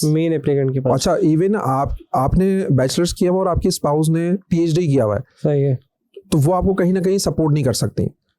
अगेन, अनलाइक ऑस्ट्रेलिया कनाडा में स्पाउस के सपोर्टिंग पॉइंट्स मिलते हैं, लेकिन यूएसए का जो प्रोग्राम है EB-2 एनएडब्ल्यू, उसमें कोई सपोर्ट नहीं है। आपको या तो मेन एप्लीकेंट अपने स्पाउस को बना दें आप, ठीक है, या अगर आपको उनका केस इतना ही स्ट्रांग नजर आ रहा है, नहीं तो आप अगर मेन एप्लीकेंट बन रहे हैं, बैचलर्स किए हुए, 5 साल एक्सपीरियंस, ये मिनिमम रिक्वायरमेंट क्राइटेरिया मीट करते हैं। आपने बच्चों की बात की, तो बच्चों की एजेस यूएसए में 21 ईयर्स तक बच्चे अलाउड हैं, वो आपके एप्लीकेशन का पार्ट हो सकते हैं। बाकी कंट्रीज में 18 ईयर्स है, यूएसए में 21 ईयर्स है। यूएसए में एज लिमिटेशन नहीं है। बहुत सारे जाहिर सी बात है, जो लोग हैं वो इस तरीके से भी अप्लाई करते हैं जिनके 63 ईयर्स एज है, जिनकी जो 57 ईयर्स एज है, क्योंकि जो फॉर्चुनेटली अमेरिका के अंदर रिटायरमेंट एज नहीं है बेसिकली। आपने देखा डोनाल्ड ट्रम्प साहब की जो एज है वो 91 है, 92 मेरे ख्याल है एज उनकी। नहीं, मैंने नहीं देखा। अच्छा, 91 एज जी। और डोनाल्ड ट्रम्प साहब सेकंड टाइम जो है वो अपनी प्रेसिडेंशियल जो है जर्नी को कंटिन्यू किए हुए हैं। तो इट मींस के अमेरिका में, या आपने KFC वाले साहब का सुना हो, केंटकी साहब जो थे, तो वो यार 91 तो हमारे यहाँ तो उसको बुजुर्ग कहा जाता है उनको, लेकिन अमेरिका में कभी भी एज के हिसाब से जर्नी कंप्लीट नहीं होता वहाँ पर ना। जो KFC का आपने देखा, जो उनकी सक्सेस स्टोरी है, वो किस एज में जाके 83 ईयर्स एज में जो जाके उनका जर्नी कंप्लीट हुआ था अपना। तो डोनाल्ड ट्रम्प को देख लें, एग्जाम्पल है। तो इसलिए वहाँ पर एज लिमिटेशन नहीं है, वहाँ लोग बिल्कुल लास्ट मोमेंट तक भी जो है वर्किंग कर रहे होते हैं और अपने आप को हेल्दी और तमाम चीजें। हमारे यहाँ तो यार ये 70 के बाद तो निकल लेंगे यार, अब किसके लिए करने की जरूरत है। तो इसीलिए यहाँ पर जो है वो, लेकिन अगर उनके पास स्किल्स हैं, और इवन वो पाकिस्तान में 70 के भी हैं, और अगर वो स्किल्स शो कर सकते हैं, उनके पास एजुकेशन एक्सपीरियंसेस हैं और अपना उन्होंने पाकिस्तान में कंट्रीब्यूशन अच्छा किया हुआ है, वो इवन अभी भी अमेरिका के लिए बड़े बेनिफिशियल हैं, तो अगर वो अपने आप को प्रूफ करने में कामयाब है। तो आपने जब तक बात एज की थी, बच्चों के हवाले से, कि फैमिली को साथ लेके जा सकते हैं। 5 इयर्स का वीजा होता है अमेरिका का, और आप 4 साल गुजारते हैं, आप सिटीजनशिप के लिए एलिजिबल। पैसे का नहीं, कि इसमें कोई पैसे की रिक्वायरमेंट नहीं, जैसे आपने कहा था जर्मनी में वो एक बाउंड चाहिए $15,000 के आसपास। यूएसए में रिक्वायरमेंट नहीं है बैंक स्टेटमेंट की, ना आपको कोई बॉन्ड साइन करना है, ना कोई एफिडेविट ऑफ सपोर्ट साइन करना है आपको, ना आपके पास कोई ब्लॉक अकाउंट की रिक्वायरमेंट है, कोई फाइनेंशियल्स आपको नहीं दिखाने। आपको अमेरिका आपको डायरेक्टली देगा रेजिडेंसी। लाइक जिस तरह से ये लोग ऑनलाइन इनका वीजे का होता है, उसमें वो कोई डॉक्यूमेंटेशन नहीं मांगते, वो कहते हैं हमारा फॉर्म भरते हैं और वो इंटरव्यू के लिए बुलाते हैं, अगर आपका होता है तो जाने देते हैं। इसी तरह से इमिग्रेशन में भी इनका इसी तरह से सिस्टम है। बिल्कुल ऐसे ही है। आपने जो विजिटर वीजा की बात की, स्टूडेंट वीजा की, जिसमें DS-160 का फॉर्म फिल होता है, DS-160, तो उसमें सिर्फ 2x2 की एक पिक्चर वो अपलोड आपसे करवाते हैं वाइट बैकग्राउंड पे, बाकी कोई डॉक्यूमेंटेशन उसमें अपलोड नहीं होती। तमाम क्योंकि वो जो आपके सोशल मीडिया हैंडलर्स आपसे जो कलेक्ट कर रहे होते हैं ना, बेसिकली जो आपके ईमेल एड्रेसेस हैं और आपके सोशल मीडिया अकाउंट्स की जो डिटेल ले रहे होते हैं, उनकी सारी जजमेंट्स उससे हो जाती है। कि आपने 5 साल में पिछले कहाँ ट्रिप्स किए, क्या विजिट्स किए, आप कितने एक्सट्रीमिस्ट हैं, आपके पास क्या क्या जर्नी आपका रहा, सोशल मीडिया पे कितने एक्टिव हैं, वो तमाम जर्नी के एतबार से वो खुद ही डिसीजन ले लेते हैं आपके DS-160 के फॉर्म पे। तो सेम लाइक इमिग्रेशन का भी है कि इमिग्रेशन के जो सिनेरियो उन्होंने इजी ज़रूर किए हुए, लेकिन कॉम्प्लेक्सिटीज़ उसमें हैं। क्योंकि देखें, बात ये कि अगर किसी के पास बैचलर या 5 ईयर एक्सपीरियंस है, तो ऐसा तो नहीं है ना कि वो पूरी दुनिया में तमाम लोगों के केसेस अप्रूव कर देंगे।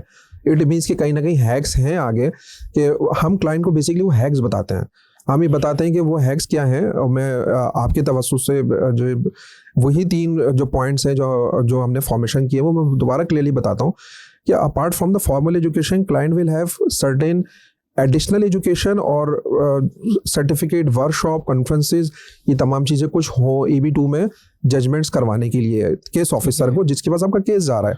दूसरी उस पर इंपॉर्टेंट चीज़ है career progression in the vertical direction. अब अगर कोई HR में 15 साल जॉब करते करते 2 साल उसने मार्केटिंग की जॉब में चले गया तो उसका करियर प्रोग्रेशन नहीं है। Career progression in the vertical direction कि आप सेम इंडस्ट्री के अंदर सर्वाइव कर रहे हो, आप जूनियर लेवल पोजीशन से अपॉइंट होते हो और होते होते आप सीनियर लेवल पोजीशन पे आ गए। और थर्ड इंपॉर्टेंट चीज़ इसमें डॉक्यूमेंटेशन, जिसमें आपके अपॉइंटमेंट लेटर्स हैं, आपके अप्रेजल्स हैं, कोई प्रमोशन था, अप्रेजल हैं, ये आपकी तमाम डॉक्यूमेंटेशन आगे LORs हैं, letter of recommendations, industry expert से आपने कुछ रिकमेंडेशन लेने हैं, कुछ आपके ऑफिस कुलीग से लेने हैं। फिर आपने उसमें ये भी देखना है कि अमेरिका में आने वाले 10 साल में जिस इंडस्ट्री में आप प्रपोज कर रहे हैं अपना एंडेवर, तो वो डिमांड है भी या नहीं है। ठीक है, आप अपने कंट्री के तो बहुत अच्छे हैं लेकिन आप अमेरिका के लिए बेनिफिशियल, क्योंकि जब EB2 के साथ NIW लगा था, नेशनल इंटरेस्ट वेवर, तो आपको डिफाइन ही यही करना है कि आप अमेरिका के लिए उनके नेशनल इंपॉर्टेंस में कैसे आते हैं। तो जस्टिफिकेशन के लिए आपको वहाँ के लिटरेचर रिव्यूज़ हैं, वहाँ के मुख्तलिफ वेबसाइट से डाटा है कि अमेरिका में 10 साल में कौन कौन से ऐसे प्रोजेक्ट्स आएंगे जिसमें अमेरिका को आपकी स्किल्स के लोगों की ज़रूरत पड़ सकती है। तो फिर हम वो जो कन्विंस कर सकते हैं जो क्लियरली अपने पिटिशंस के थ्रू, फिर वो अप्रूव होता है, फिर वीज़े आते हैं उसके यहाँ पर एम्बेसीज में 1.5 साल 2 साल के बाद। हाँ, मेरा ये आखिरी सवाल था कि इसमें तकरीबन 1.5 से 2 साल का प्रोसेस है? नहीं, सिर्फ 1.5 से 2 साल का प्रोसेस पिटिशन का है, एंड देन अगेन 1.5 से 2 साल का प्रोसेस वीज़ा एप्लीकेशन का है। तो इस पूरे प्रोसेस पे अमेरिका की जो इमिग्रेशन का प्रोसेस है इसमें तकरीबन 3 से 3.5 साल लग रहे हैं अभी।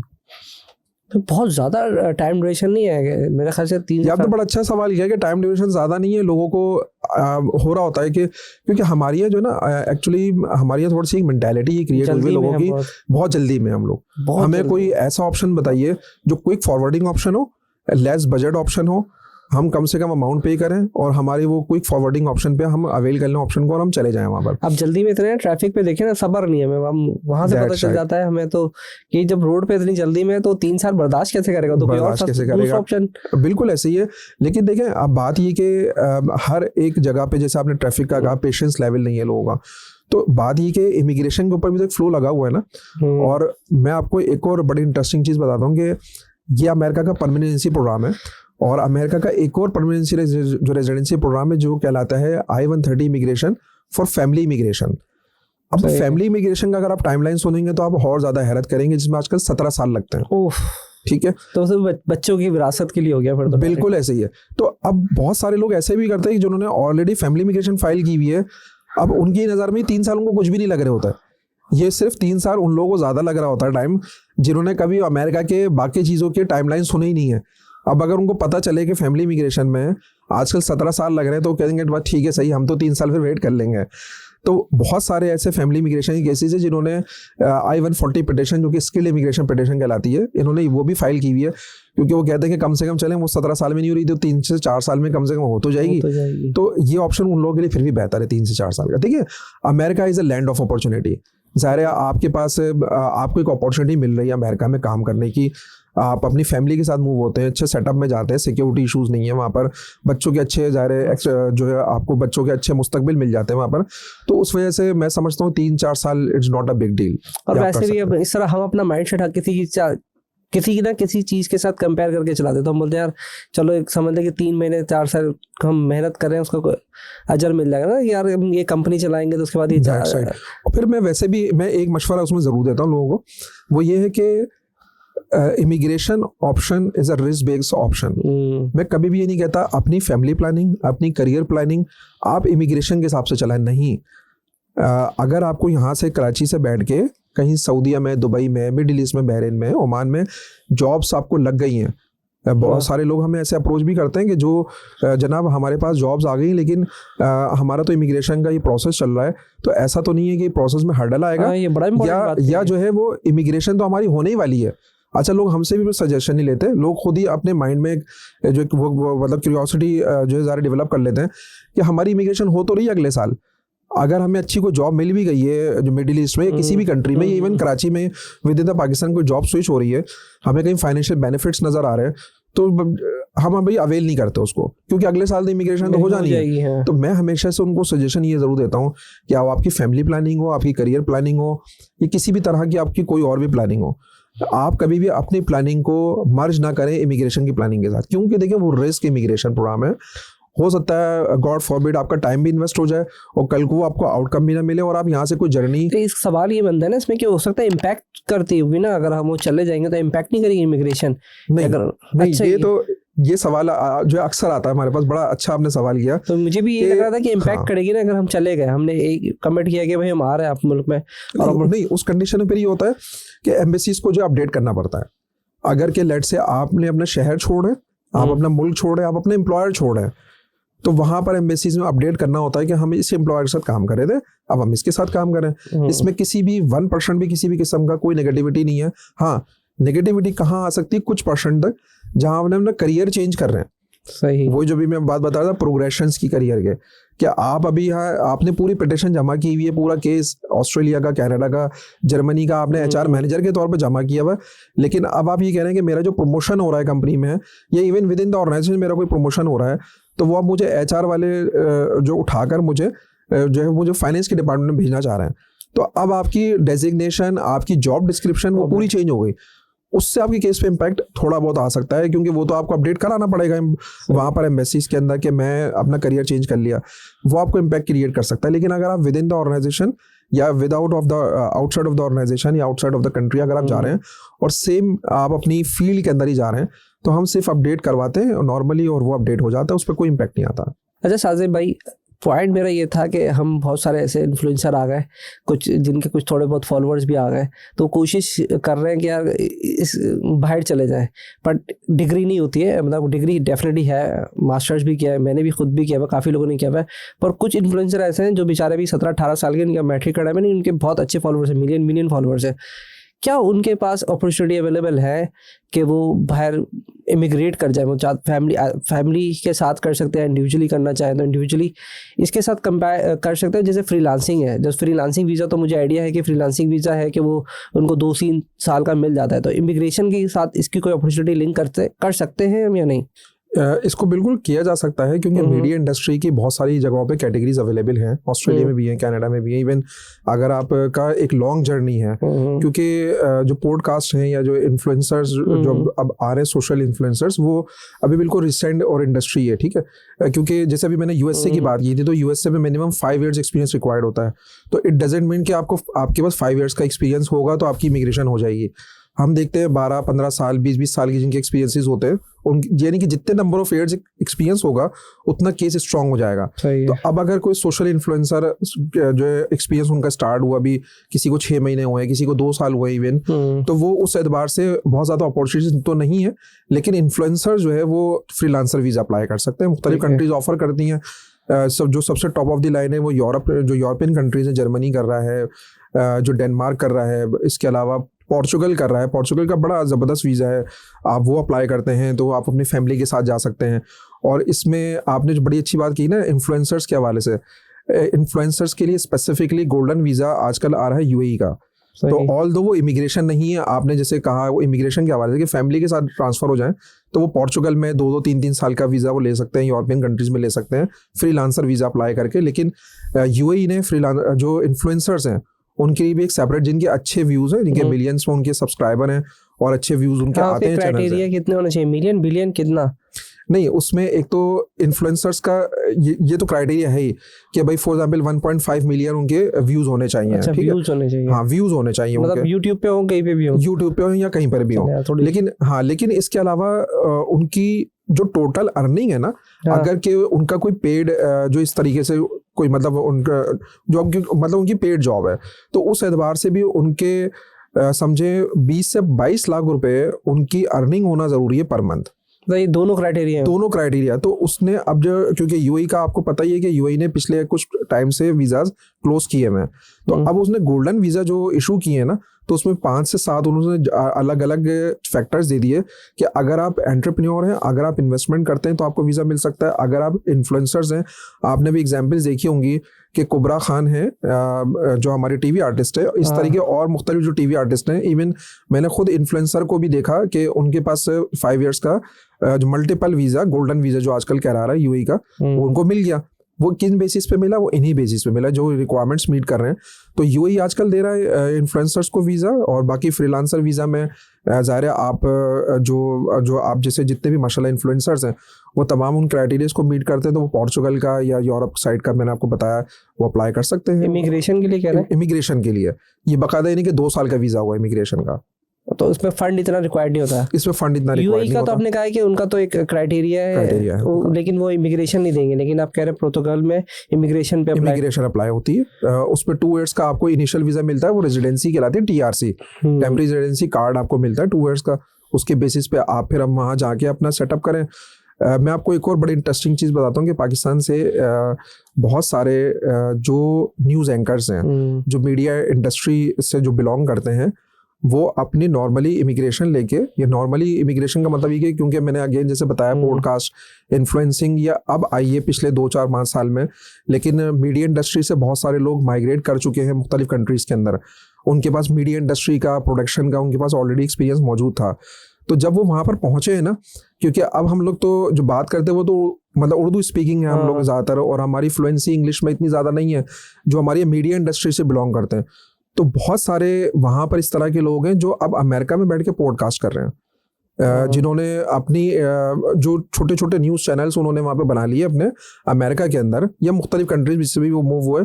तो आप अगर अपने एज ए फ्रीलांसिंग की बात करते हैं ना, क्या आप अपना सेटअप खुद लगा लें, बजाय इसके कि अगर आप मीडिया इंडस्ट्री से बिलोंग करते हैं तो आप वहाँ पर अपने उनकी मीडिया को ज्वाइन करने के बजाय अपना भी कोई सेटअप कर सकते हैं जिसमें आप अपना पॉडकास्ट स्टार्ट कर लें। सर मुझे ऐसा लगता है कि मैंने खुद भी आपको कंफ्यूज कर दिया 2 चीज़ों को एक साथ। एक तो इन्फ्लुएंसर है, फ्रीलांसर है। इन्फ्लुएंसर तो वो होगा जो कि हमारी तरह के इन्फ्लुएंसर्स हो गए या फिर मीडिया के कनेक्टेड है, लेकिन जो फ्रीलांसर होते हैं उनका तो कोई ऐसा प्रोफाइल नहीं होता, मीडिया से रिलेटेड नहीं होता, तो वो फिर बेचारे कैसे करेंगे? हाँ, वो कैसे करते हैं? वो फिर ऐसे करते हैं कि जैसे लेट से अब फ्रीलांसिंग के अंदर IT का कोई काम कर रहे हैं, ठीक है, वो बस बैठ के घर पे वो अमेरिका के प्रोजेक्ट्स ले रहे हैं या मुख्तलिफ कंट्री से, इवन पाकिस्तान के वो क्लाइंट्स के साथ काम कर रहे हैं। तो मैं उनकी भी अर्निंग की बात बता रहा था आपको ना कि हर कंट्री, अब इवन जो डेनमार्क की भी बात आ गई, या जो मैं अभी आपको पोर्चुगल की बात बता रहा था, तो उसमें उनकी अर्निंग्स डिपेंड करती हैं, उनके क्लाइंट के टेस्टिमोनियल्स उस पर डिपेंड करेंगे। आपका कम से कम 1 ईयर का कॉन्ट्रैक्ट हुआ हो किसी एम्प्लॉयर के साथ जिसको आप फ्रीलांसिंग सर्विस दे रहे हैं, और आपकी एक अर्निंग सेट हुई हुई हो किसी के साथ, यानी कि आपकी फिक्स इनकम हो, क्योंकि फ्रीलांसिंग के बहुत सारे प्रोजेक्ट्स ऐसे होते हैं जो शॉर्ट टर्म बेसिस पे होते हैं।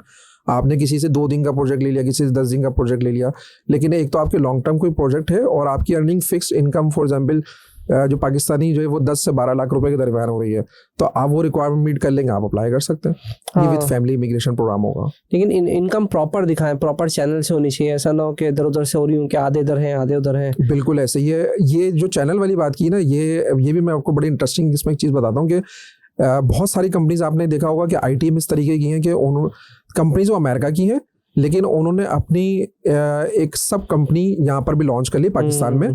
और अब अगर फॉर एग्जांपल आप उसकी एम्प्लॉय हैं, तो आपको उन्होंने जो सैलरी देनी है वो अमेरिका से नहीं आएगी, अमेरिका से उनके कंपनी अकाउंट में आएगी, और फिर वो लोकली आपको अपने लोकल अकाउंट से आपके लोकल अकाउंट में जो सेंड कर देंगे। तो ये काउंटेबल नहीं है, मतलब ये आप इसको ये काउंट नहीं करवा सकते कि मैं किसी अमेरिकन फर्म के साथ काम कर रहा हूँ, क्योंकि आपको जो पेमेंट आ रही है वो आपके तो लोकल अकाउंट से आ रही है, कोई अमेरिकन बैंक से डायरेक्ट ट्रांसमिट होके नहीं आ रही है अमाउंट। तो रेमिडेंस आपकी इंटरनेशनल रेमिडेंस होना जरूरी है। आप पाकिस्तान में अगर काम कर रहे हैं एज अ फ्रीलांसर या जिस कंट्री में भी कर रहे हैं, तो इनकम वही काउंट होगी जो आपकी डायरेक्ट कंपनी के अकाउंट से आ रही होगी, वो वाया होके ना आ रही हो। बैंक स्टेटमेंट में डायरेक्ट ही बाहर से पेमेंट कर रही हो, ऐसा ना हो कि आपने किसी से PK में गिर रही हो, डॉलर में गिरे तो वो बेहतर है, डॉलर में गिरेगी, क्योंकि वो कन्वर्ट करके देते हैं, लेकिन डॉलर में हिट होता है, लेकिन पूरा डेटा आपके डायरेक्ट, क्योंकि जो आप अगर ये दिखाएंगे कि मेरा XYZ कंपनी से कॉन्ट्रैक्ट हुआ है, तो XYZ कंपनी की आपकी जो बैंक अकाउंट है उसके ऊपर जो स्टेटमेंट पे ट्रांजैक्शन में जो डिस्क्रिप्शन आपने देखा होगा आगे लिखी हुई आती है, तो वो डिस्क्रिप्शन में बाकायदा लिखा हुआ कि वही XYZ कंपनी से आपकी वो जो रेमिडेंस आई है जहाँ से आपका अमेरिका में कॉन्ट्रैक्ट साइन हुआ है। अच्छा, दूसरा एरिया जो हमारा रह गया ना, वो स्टूडेंट का रह गया। मैं सबसे पहले तो बात करता हूँ गलती की, क्योंकि अप्लाई तो सब कर रहे हैं, तो कहीं ना कहीं मुझे आइडिया है कि सब बस सुनते हैं एंड देन अप्लाई करना शुरू कर देते हैं। पहले मैं डिस्कस करना चाहता हूँ कॉमनली मिस्टेक, स्पेशली स्टूडेंट, चाहे वो इंटर का हो, ग्रेजुएशन का हो, जो भी मुल्क से बाहर पढ़ने जा रहा है, वो क्या गलती सबसे ज़्यादा कर रहा है इस वक्त? देखिए सबसे ज़्यादा गलती क्या कर रहा है वो, दो बहुत बड़ी मिस्टेक्स हैं। पहली मिस्टेक क्या है कि अगर उनकी परसेंटेज मैट्रिक इंटर में या अगर बैचलर्स के बाद मास्टर्स में अप्लाई करने जा रहे हैं तो उनका CGPA या परसेंटेज उनकी बहुत कम है, लेकिन उन्होंने टारगेट रखा मुझे अमेरिका में एडमिशन मिल जाए। वो किसी हद तक चाह रहे हैं कि मुझे कोई, मैं मार्केट में जाऊं, मुझे कोई कंसल्टेंट या कोई गूगल बाबा मुझे कोई ऐसा ऑप्शन बता दे कि मुझे अमेरिका बस किसी तरीके से पहुंचा दे। तो रियलिस्टिक गोल जब तक उनका नहीं होगा कि अगर फॉर एग्जाम्पल उसकी इंटरमीडिएट 54% है और अगर वो अमेरिका के ख्वाब देख रहे हैं तो आपका नियर टू इम्पॉसिबल है। आपका 99% चांस है कि अमेरिकन यूनिवर्सिटी आपको एडमिशन भी नहीं देगी और वीज़ा लगना तो दूर की बात है। तो पहली तो चीज़ ये कि इसको थोड़ा सा माइंडसेट को चेंज करना होगा कि आपके पास अगर कम परसेंटेजेस हैं तो आप ऑप्शंस भी अपने उस हिसाब से आप अपने सर्च आउट करें, क्योंकि देखिए स्टूडेंट वीज़ा के ऑप्शन सिर्फ अमेरिका नहीं है ना, और बहुत सारे कंट्रीज़ हैं, तकरीबन को 18 से 20 कंट्रीज़ हैं जो बड़े प्रोमिनेंट कंट्रीज़ हैं। उसमें हाई बजट भी हैं, मिड बजट भी है, लो बजट कंट्रीज़ भी हैं। आप अपने बजट के अकॉर्डिंग देख लें। और जो दूसरी चीज़ मैं आपको बता रहा था वो है आइल्स। हर बच्चा जो है वो कोशिश ही करता है कि मैं इंग्लिश प्रोफिशिएंसी एग्जाम में अपेयर ना हूँ, और इवन उसकी इंग्लिश अच्छी भी होगी ना तो वो कहता है कोई ऐसा ऑप्शन बताए, या कोई ऐसा ऑप्शन वो गूगल पे सर्च कर रहे होते हैं, या कंसल्टेंट कोई हमें 10 अगर हम जा रहे हैं 10 कंसल्टेंट के पास, कोई कंसल्टेंट हमें बस ये मिल जाए कि हमें बगैर आइल्स के हमारा एडमिशन करवा दे और हमारी स्टूडेंट वीज़ा का पूरा जर्नी कंप्लीट हो जाए। तो जब तक ये पॉइंटर्स हमारे माइंड से नहीं निकलेंगे, क्योंकि देखिए आप जा रहे हैं फर्स्ट वर्ल्ड कंट्री में, अल्टीमेटली कहीं पर ये कहलाता है medium of instruction, MOI accepted. आपने बहुत सारी जगहों पे आपने देखा होगा लिखा हुआ होता है कि MOI एक्सेप्टेड का मतलब ये कि वो कॉलेज या वो यूनिवर्सिटी जो है वो आपका लैंग्वेज प्रोफिशिएंसी लेटर होता है जो आपके कॉलेज या यूनिवर्सिटी से निकल जाता है, आप वो दिखाकर और अपना आइल्स को एग्जाम करवा लेते हैं उस कॉलेज या उस यूनिवर्सिटी से। लेकिन वो ऐसे ऑप्शन अगर 100 आपके पास ऑप्शंस अवेलेबल है ना तो सिर्फ 10 यूनिवर्सिटीज या 10 कॉलेज ऐसे होंगे जो MOI एक्सेप्ट कर रहे होंगे। 90 के लिए फिर आपको आइल्स की तरफ जाना पड़ेगा। अच्छा, वो 10 कॉलेज यूनिवर्सिटीज ऐसे होंगे जो नेगेटिव जिनके रिव्यूज होंगे उस कंट्री के अंदर, तो उस पर हो सकता है कि आपकी वीज़ा रेशो चांसेस इतने ज़्यादा ना हो। ऑल तो ऐसा नहीं है कि उस पर वीज़ा नहीं मिलता, वीज़ा ज़रूर मिलता है उस पर, और बहुत सारे लोग ये लगते हैं वीज़ा। लेकिन मैं 2 सजेशन ज़रूर दूंगा। एक तो आपकी फाइनेंशियल बजट के एतबार से, MOI के एतबार से, और अगर आपकी एजुकेशन अच्छी बेहतर है तो अच्छे ऑप्शंस की तरफ जाएँ। आपकी एजुकेशन कम है या आपकी परसेंटेजेस कम है तो आप उसी तरह के ऑप्शन सर्च करें। अच्छा ना, मुझे बैठे बैठे एक ऐसी मजाक सूझ रहा है, अगर इमिग्रेशन में जिसकी 3 बीवियां हैं, जो कि अभी हमारे मौलवी साहब हैं, उन्होंने सबको कहा कि 3-3 4-4 शादियां कर लें, तो वो फिर इमिग्रेशन कैसे करेंगे? एक सवाल तो बनता है यार, ये भी जबरदस्त सवाल है आपका, और ये बड़ा यूनिक क्वेश्चन है जो मुझसे आज तक नहीं हुआ ये, लेकिन इसका रिस्पांस ज़रूर है, क्योंकि हमारे पास जो जर्नी में हमारे पास बहुत सारे जो देखने में आया हमें ये इस तरह के लोग, ये बाहर कहलाती है पॉलीगैमी ना, जो सिंगल जो आपके पास एक बीवी है या आपके मल्टीपल जो बेगमात हैं, तो उसमें हर कंट्री की पॉलिसी डिफरेंट है। बहुत सारी जगहों पे उसको एक्सेप्ट किया जाता है, बहुत सारी जगहों पे एक्सेप्ट नहीं किया जाता। जैसे ऑस्ट्रेलिया में पॉलीगैमी अलाउड नहीं है, यानी कि आपकी एक से ज़्यादा बेगमात अलाउ नहीं है। सही। तो आपको लाजमन अगर आप ऑस्ट्रेलिया की इमिग्रेशन अप्लाई कर रहे हैं तो आपको एक बेगम को या तो छोड़ना पड़ेगा यहीं पे, यानी कि वो प्रोसेस में शामिल नहीं होंगी, और या तो फिर ये प्रोसेस में छोड़ना पड़ेगा। हाँ, प्रोसेस में छोड़ना पड़ेगा, या फिर ये कि आपको उसको जो डेफिनेटली सेपरेशन आपको उससे लेनी पड़ेगी। तो बेगम सिर्फ एक ही जा सकती है वहाँ पर, यानी कि बेगम और बेगम के बच्चे सिर्फ एक ही जा सकते हैं। और इवन अगर दूसरी बेगम से भी बच्चे हैं तो उसमें 18 ईयर्स से अगर कम बच्चे हैं तो फिर उनका एफिडेविट जो बनता है कंप्लीट, कोर्ट ऑर्डर्स होते हैं, तमाम चीज़ें, मुख्तलिफ फॉर्म्स हैं ऑस्ट्रेलिया के जो सिंगल पेरेंट जो ट्रैवलर होते हैं उसका एक पूरा बॉन्ड साइन होता है कि दूसरे पेरेंट को कोई ऑब्जेक्शन नहीं है इस हवाले से। तो ऑस्ट्रेलिया के अंदर नहीं है इस तरीके से, अमेरिका में भी नहीं है, बहुत सारे कंट्रीज़ में ये है ही नहीं। हमारे यहाँ चूँकि इस्लाम में 4 बीवियों का रिवाज है, लेकिन इंडिया समेत सब रखते हैं, ख्वाहिश सब रखते हैं, और मल्टीपल ज़ाहिर हमारे पास जो क्यूरीज रिसीव हो रही होती है वो इसी तरह से रिसीव होती है कि हमारी 3 बेगमात हैं और अब बताएं कि हमारे पास क्या ऑप्शन अवेलेबल है, हम कहाँ जा सकते हैं। तो वो इस तरीके से अलाउड नहीं है, क्योंकि हमारे यहाँ जो मतलब ज़ाहिर इस्लाम में अगर देखा जाए तो यहाँ पर अलाउड है, लेकिन इवन इंडिया से लेकर वर्ल्ड वाइड जो है वो 2 बेगमात का कॉन्सेप्ट नहीं है। लेकिन ये तो कर सकते हैं ना कि अगर है निकाह में भी है, नादरा के NIC में भी है, अप्लाई एक के साथ कर ले। अप्लाई एक के साथ किया जा सकता है। कर ले, बाकी 2 यहाँ है तो क्या वहाँ से डॉलर भेजता रहेगा ना भाई। बिल्कुल ऐसे ही है। अगर वो एक बेगम को किसी भी एक बेगम और को वैसे साथ भी लेके उसके जाना लिए तो चाहता मसला नहीं, इमिग्रेशन हो गई तो आ तो सकते हैं ना। बिल्कुल आना जाना लगा रहता है आपके तो वो फिर वो यही ऑप्शन अडॉप्ट करते हैं कि वो जाते हैं वहां पर और अपनी सिंगल को भी बेगम को लेके चले गए और फिर वो वापस आ गए। और जिस लोगों की ख्वाहिश होती है कि एक, वो मैंने अक्सर सुना है कि एक की ख्वाहिश होती है कि सोशल होनी चाहिए, घर वाली होनी चाहिए, तो वो वाले कॉन्सेप्ट के ऊपर यार एक बीवी मुझे ऐसी चाहिए। हमारे पाकिस्तान के बड़े अच्छे सोशल वर्कर भी हैं, वो उनकी माशाल्लाह 3 बेगमात हैं और वो बड़ा फ्रीक्वेंट ट्रैवलर है वो, और जो पूरी दुनिया में वो विजिट भी कर रहे होते हैं अपनी तीनों बेगमात के साथ। तो वो विजिटर वीज़ा पे बेसिकली ज़्यादा विजिट कर रहे होते हैं और वो ज़्यादा सेपरेट उन्होंने वीज़ास फाइल किए होते हैं। तो ये भी पॉसिबल होता है कि हर बेगम अपना अपना सेपरेट वीज़ा फाइल कर दें सेपरेट एप्लीकेशन के साथ, तो वो इस तरीके से भी जो ट्रैवल कर सकते हैं। लेकिन कंबाइन एप्लीकेशन के साथ तीनों बेगमात को नहीं लेके जाया जा सकता बेसिकली। ये बड़ी अच्छी इन्फॉर्मेशन आपने दे दी कि अब वो भी सब ढूंढेंगे नाम कि कौन है जो 3 बीवियों के साथ घूमता है, क्योंकि हमारे यहाँ कोई इस तरह की तस्वीर भी आ जाए ना तो हम उसको जाकर ढूंढना शुरू कर देते हैं।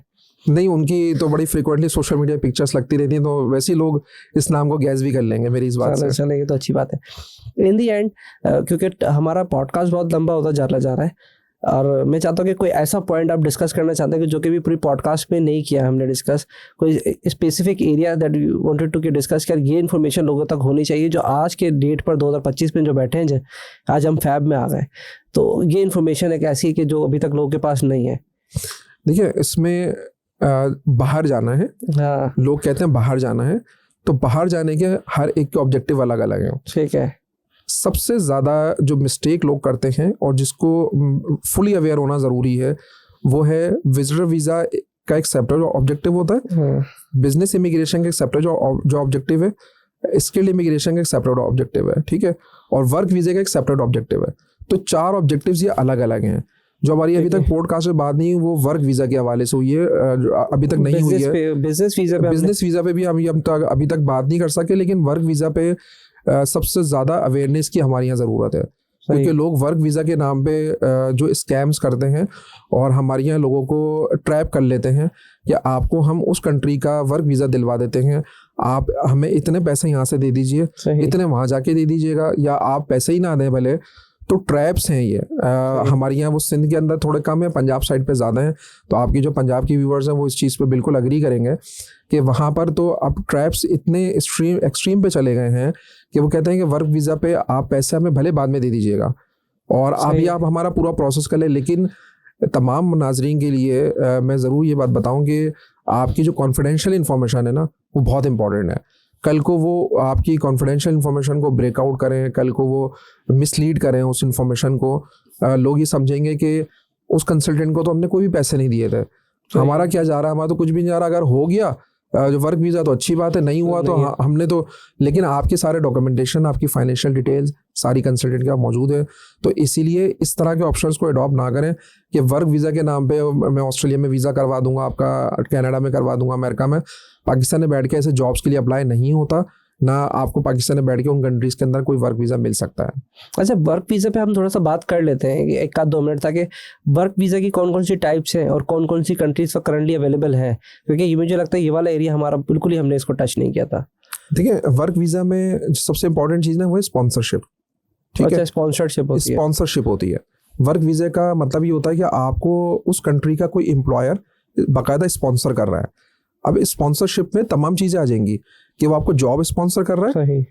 अगर आप इंडिविजुअल हैं या विद फैमिली हैं तो तमाम लोगों के टिकट्स आपको ऑफर कर रहे हैं, अकोमोडेशन यानी कि प्रॉपर आपके साथ कॉन्ट्रैक्ट साइन कर रहा है 2 साल का, कि फॉर एग्जांपल आप पाकिस्तान में रहते हैं, ऑस्ट्रेलिया से ऑफर आ रही है तो आपको बोलेगा साल के 2 ट्रिप्स आपके होम कंट्री के जो एयर टिकट्स होंगे वो मेरी तरफ से होंगे, सही। मैं आपको ये प्रिविलेजेस दूंगा, अकोमोडेशन में आपको दूंगा या नहीं दूंगा, जो भी टर्म्स एंड कंडीशन होंगी कॉन्ट्रैक्ट में लिखी हुई होंगी। और सबसे बड़ी बात ये कि वो जॉब ऑफर करेगा आपको और इतनी सैलरी के साथ करेगा और उसके ये प्रिविलेजेस होंगे। तो बेसिकली ये कॉन्ट्रैक्ट जो साइन होता है या जो स्पॉन्सरशिप दी जाती है ये वर्क परमिट कहलाता है। अब ये होता क्यों नहीं है, कैसे नहीं होता, ये मैं आज फर्स्ट टाइम बता रहा हूँ किसी पॉडकास्ट में कि वो क्यों नहीं होता। वो इसलिए नहीं होता कि बाहर की जो कंट्रीज़ है ना उनके एम्प्लॉयर्स के ऊपर ऑब्लिगेशंस हैं कि वो इस तरीके से किसी भी कंट्री से जॉब ऑफर नहीं भेज सकते। वजह क्या है कि उनके अपने होम कंट्री में रिक्वायरमेंट्स हैं कुछ, कि वो एम्प्लॉयर का ट्रैक रिकॉर्ड पिछले 3 से 5 साल अपने होम कंट्री के अंदर वो वहाँ पर बिजनेस रन कर रहा हो, एक चीज़। दूसरी चीज़, उसने कुछ नेशनल और कुछ इंटरनेशनल लोगों को ऑलरेडी अपॉइंट किया हुआ। वहाँ पर हर कंट्री का एक रेशो है कि 3:2 का रेशो है कि अगर आप 3 नेशनल अपॉइंट करेंगे तो आपको 2 इंटरनेशनल कर सकते हैं। ऐसा नहीं है कि आपने ऑलरेडी 3 वो किए हुए हो तो 3 आप तीसरा इंटरनेशनल आप बुला रहे हैं, नहीं। तो 3:2 का रेशो। फिर तीसरी चीज उसमें ये है कि आप अगर वो स्किल्स के लिए बुला रहे हैं, लेट्स से अगर कोई डिजिटल मार्केटियर है तो क्या आपके पूरे होम कंट्री में आपको वो स्किल्स मिल ही नहीं रहे? तो इसलिए आप पाकिस्तान से किसी को बुलाना चाह रहे हैं। तो अगर आप पाकिस्तान से बुला रहे हैं तो क्या आपने लास्ट 6 मंथ्स में तमाम न्यूज़पेपर्स के अंदर उसकी एडवर्टीजमेंट कोई प्लेस की थी, उसकी कटिंग्स दिखाएं सारी आप हमें। तो एविडेंस शो करेंगे आपको पूरे होम कंट्री में जहाँ से आप एम्प्लॉयर बैठा हुआ है, तो वहाँ से उसको वो स्किल्स मिल ही नहीं रहे। तो ये 3 से 4-5 रिक्वायरमेंट जब वो वहाँ पे एम्बेसी में सबमिट करेगा तो वहाँ से NOC निकलता है, जो कि कनाडा में कहलाता है LMIA, लिमिया कहलाता है। तो लिमिया या NOC जो बेसिकली कहलाता है, जो आम जो फहम में अगर हम बताएं कि अगर आपके पास NOC मिल गया है फिर आप किसी को भी बाहर से बुला सकते हैं। तो सबसे फ्रीक्वेंट सवाल क्या होता है कि जनाब मेरे जो मेरे साले हैं, मामू है मेरे, उनका वहाँ पे रेस्टोरेंट है और वो मुझे बुला लेंगे, इसमें कोई मसला ही नहीं है। तो आपके मामू को बहुत अच्छी तरह पता होगा कि आपके मामू आपको इस तरीके से नहीं बुला सकते। मामू बना रहे हैं बेसिकली, मामू आपको मामू ही बना रहे हैं क्योंकि वो आपका प्रोसेस इस तरीके से करवा ही नहीं सकते। उनको सारा प्रोसेस पता है, वो सिर्फ आपको बात बता रहे हैं लेकिन आपको बुला नहीं सकते वो। तो इसलिए वर्क वीज़ा में मैं हमेशा से समझता हूँ कि वो ट्रैप में ना आए लोग, और वो करना नहीं चाहिए वर्क वीज़ा को। अच्छा शाजिब भाई, एक बड़ा अच्छा सा सवाल दिमाग में आ रहा है। बहुत सारे लोगों के पास तो पैसे बहुत है, लेकिन पैसा बहुत है, मतलब बहुत सारे लोगों को मैंने देखा है बहुत पैसा है लेकिन एजुकेशन नहीं है। मतलब जैसे हमारी रिक्वायरमेंट होती है, कोई ग्रेजुएशन मांग रहा है, कुछ इन्फ्लुएंसर मांग रहा है या कोई फ्रीलांसर मांग रहा है, पर एक कंडीशन ऐसी भी है जो लोग डिस्कस नहीं करते। पैसा बहुत है, बाहर जाना है, लेकिन एजुकेशन नहीं है। तो उसके लिए क्या आपके पास कोई ट्रिक है? बिल्कुल है। ये ज़्यादातर लोग अप्लाई करते हैं एंटरप्रेन्योरशिप वीज़ा, जो कि स्टार्टअप वीज़ा भी कहलाता है। सही है। अब इसमें दोनों ऑप्शंस अवेलेबल हैं कि पैसा बहुत है, एजुकेशन नहीं है, या वो उनकी एजेस ज़्यादा हो गई हैं तो ज़्यादा स्टूडेंट वीज़ा में भी नहीं आ सकते, विजिटर वीज़ा नहीं जा सकते, इसके लिए इमिग्रेशन नहीं जा सकते। तो अब उनके पास क्या ऑप्शन है? तो ऑप्शन 2 हैं उनके पास। या तो वो स्टार्टअप वीज़ा, अगर उनके पास कोई यूनिक आइडिया है, मल्टीपल कंट्रीज हैं, आपने पाकिस्तान भी देखा है स्टार्टअप पे बहुत काम हो रहा है, इंक्यूबेशन सेंटर्स बन रहे हैं, बहुत काम हो रहा है पाकिस्तान में। वो बेसिकली टैक्स से रिलेटेड आइडियाज हो या मैनेजमेंट से रिलेटेड कोई भी आपके पास आइडिया हो, तो बाहर के ममालिक में भी बहुत काम हो रहा है स्टार्टअप वीज़ा पे। तो अगर आपके पास कोई यूनिक आइडिया है तो आप आइडिया प्लेसअप करके, और आपके पास इन्वेस्टमेंट तो मौजूद हैं ऑलरेडी, तो आप वो वीज़ा अप्लाई कर सकते हैं, स्टार्टअप वीज़ा, और वो अपनी फैमिली के साथ पूरा मूव हो सकते हैं। और लेट से अगर वो अपने बिजनेस एक्सपेंशन चाह रहे हैं, ऑलरेडी कोई किसी चीज़ की फैक्ट्री उन्होंने पाकिस्तान में लगाई हुई है, या कोई भी ऑलरेडी काम कर रहे हैं और वो ही काम वो करना चाह रहे हैं, वहाँ पर कोई यूनिक आइडिया नहीं है, उनका अपना एक ट्रेडिशनल काम है, 15-20 साल से या 10 साल से FBR में तमाम जगहों पर रजिस्टर है। जैसे मिसाल के तौर पर मेरे एम्ब्रॉयडरी का बिजनेस है, यही मैं भी सऊदीया में लेके जाना चाहता हूँ। सऊदी में लेके जाना चाहते हैं तो बिजनेस इमिग्रेशन अप्लाई की जाती है उसमें। जैसे आप अमेरिका की बात करते हैं तो अमेरिका में मिनिमम इन्वेस्टमेंट $80,000 से $1 लाख की इन्वेस्टमेंट है, ठीक है, जो कि E2 वीज़ा के नाम से इन्वेस्टर वीज़ा की स्ट्रीम है।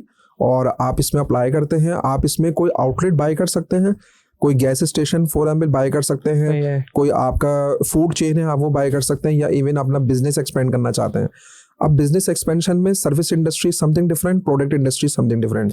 तो ये ज़ाहिर हर एक को अंदाज़ा होता है कि जो सर्विस इंडस्ट्री है उसमें कॉस्टिंग्स इतने ज़्यादा नहीं आते, क्योंकि उसको एक ऑफिस लेना है, बैक एंड ऑफिस लेना है, 4-5 एम्प्लॉयज़ रखने हैं अपने, और अपना जो है वर्किंग स्टार्ट कर लेनी है। लेकिन जो प्रोडक्ट इंडस्ट्री, आपने अभी एम्ब्रॉयडरी की बात की, तो अब ये बिल्कुल ऐसे ही है। तो उसमें फिर आपको मशीनरी लगानी है, वहाँ पर मशीनरी बाय करनी है, machinery for example service sector में आता है ना।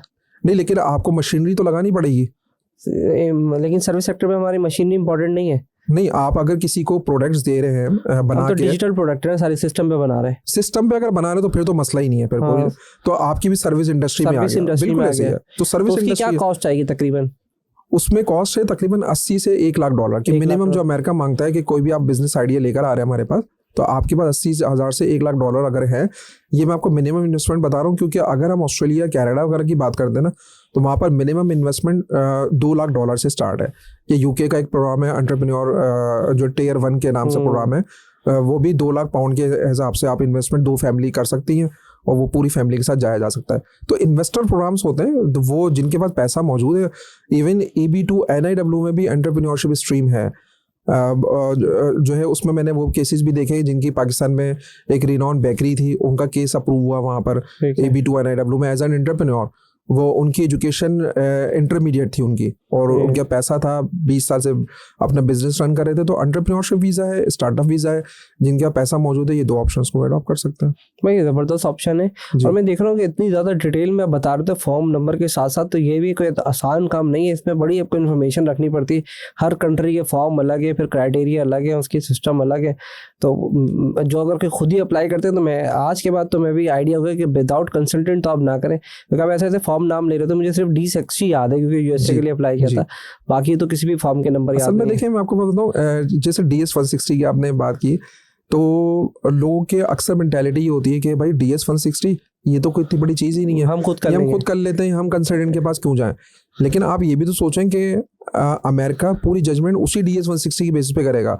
उसमें बड़ी टेक्निकल चीज़ें हैं कि अगर आपने किसी सवाल को समझ के यस कर दिया, लेकिन जबकि उसमें नो करना था सवाल में, तो ये कंसल्टेंट को पता है कि जनाब उसमें नो करना है, यस करना है, किस हद तक डिटेल्स उसमें ऐड करनी है, किस हद तक आपने केस ऑफिसर को कितनी इन्फॉर्मेशन देनी, कितनी नहीं देनी। तो इसी चीज़ के लिए ज़्यादा कंसल्टेंट की ज़रूरत होती है, वरना तो वो फॉर्म्स वाकई बहुत सारे हैं और बहुत टेक्निकल चीज़ें इसमें शामिल होती हैं। अच्छा, कोई आखिरी में जाते जाते शाज़ेब भाई कोई ऐसा मैसेज हमारे व्यूवर्स को देना चाहें, दोस्त for student as well, work visa वाले हैं, फ्रीलांसर्स वाले हैं, इवन इन्फ्लुएंसर भी हमने ऐड किया है, तो इन सब के लिए कोई कंपाइल मैसेज जो भी बाहर जाना चाहता हो?